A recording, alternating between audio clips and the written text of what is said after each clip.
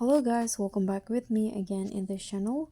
On today's tutorial, I'm going to show you how you can do the big head edit in the CapCut mobile.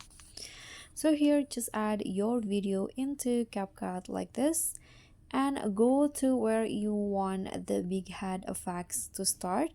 For example, I'm going to start here, and after that, head to effects, click on the body effects, and then just swipe through the category until you found the funny faces category. Okay, you can easily spot the big head effect, so click on that.